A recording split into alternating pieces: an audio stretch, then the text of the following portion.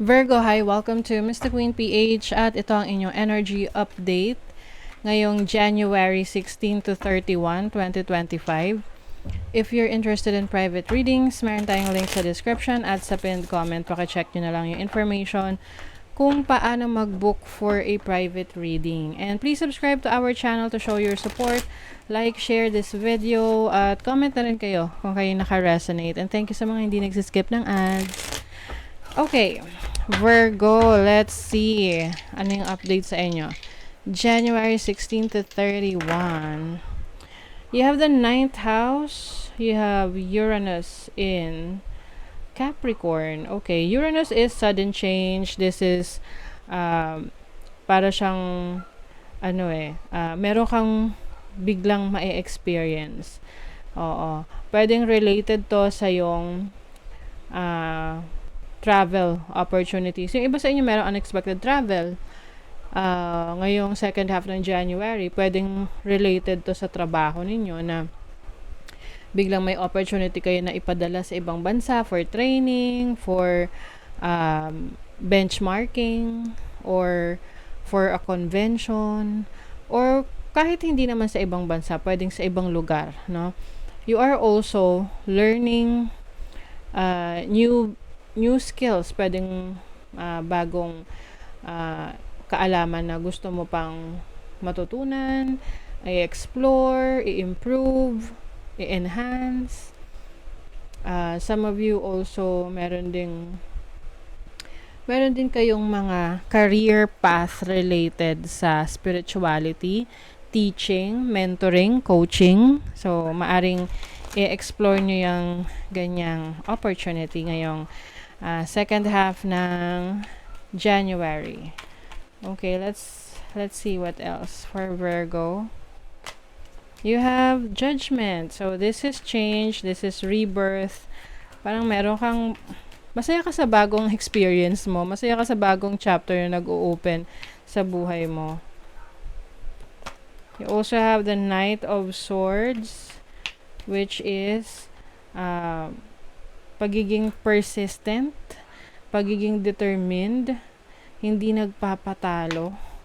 You also have the Knight of Cups, and then the Four of Pentacles. So, definitely pagdating sa career path, finances mo, mas wais ka ngayon sa pera. Mas maingat ka sa pag-handle ng kaperahan mo. Ito yung tipong kahit na merong taong nag-o-offer sa'yo ng let's say investment o kaya pagkakagastusan, hindi ka kaagad nag-give in. Ito yung tipong aalamin mo ng aalamin, magtatanong ka na magtatanong hanggang mairita na sa'yo yung nag-o-offer na yun at umayaw na. Oo. Halimbawa, may ino-offer siya na, let's say, sinabi sa'yo, bilhin mo na tong condo unit na to kasi ganito, ganyan mangyayari sa'yo, maganda yung lugar na to, pwede mong Airbnb or what, pero tanong ka ng tanong kung ano yung mga hidden charges, ano yung magkano yung mga kailangan bayaran monthly, tapos to the point na naiirita na sa'yo yung nag-o-offer. Oo. So, talagang gusto mong yung paggagamitan mo ng pera is worth it talaga. At alam mo yung pinapasok mo. You have the devil kasi yung iba sa inyo napapaligiran kayo ng temptation. Ito yung tipong mag-o-offer sa'yo ng opportunity, but at the same time, maybe it is too good to be true, no? Na kala natin naka-jackpot na tayo. So, knowledge is power for you, Virgo. Okay, let's see what else for Virgo second half ng January. And also mas mag-iipon kayo ngayon. Iiwas kayo sa gastos. Maaring meron kayong pinag-iipunan na pagpapagawa ng bahay or meron kayong certain goal. Oo, kaya maging maingat sa mga temptations, lalo na sa gastos. Kung kailangan, wag ka na lang lumabas para hindi ka na mapagastos, gawin mo. Kasi minsan, hindi talaga naiiwasan. Lalo na kung emotional ka at nagpapadala ka sa emotion mo, tapos biglang, oops, okay, gastos dito. You have Saturn in Sagittarius in the ninth house. Saturn is the planet of discipline, structure.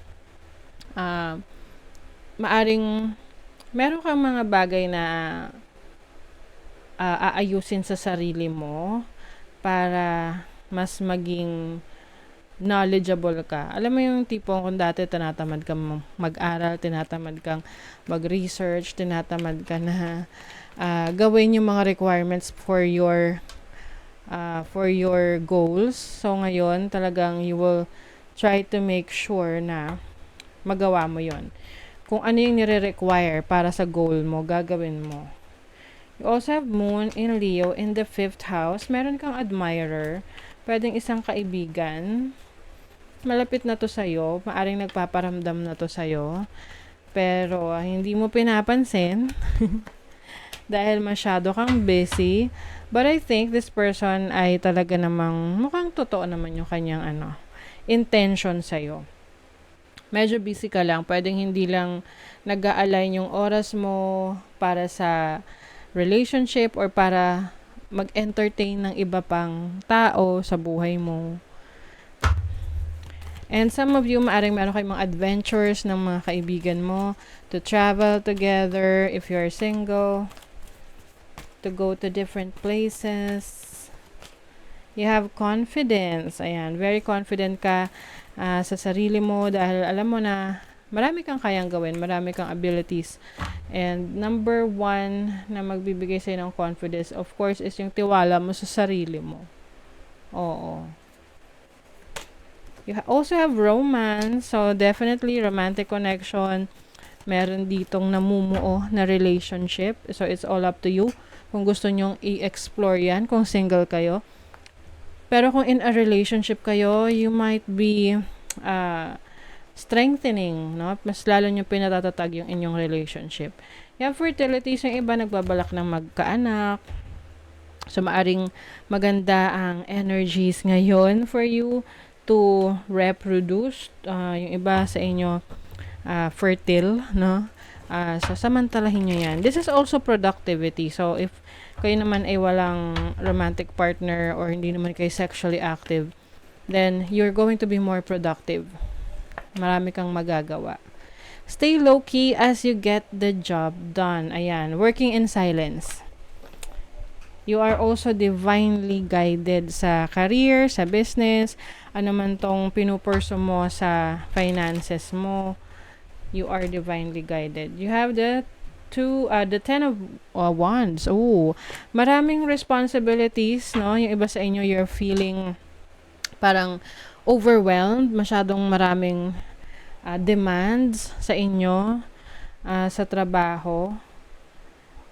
I think kailangan mo lang talaga rito na i-prioritize kung ano yung dapat mauna para ma-accomplish mo lahat. Kasi minsan na-overwhelm tayo sa maraming trabaho to the point na parang hindi na tayo makakilos. Oo. And also, hindi rin naman puro trabaho. Bigyan mo rin ng time yung sarili mo na lumabas, mag-enjoy, 'di ba? Uy, my secret. So, some of you maaring, kung kayo ay in a relationship, pwedeng meron kang inaalam about your person, pwedeng meron kang hinala, pero parang positibo pa rin naman yung pananaw mo regarding your person.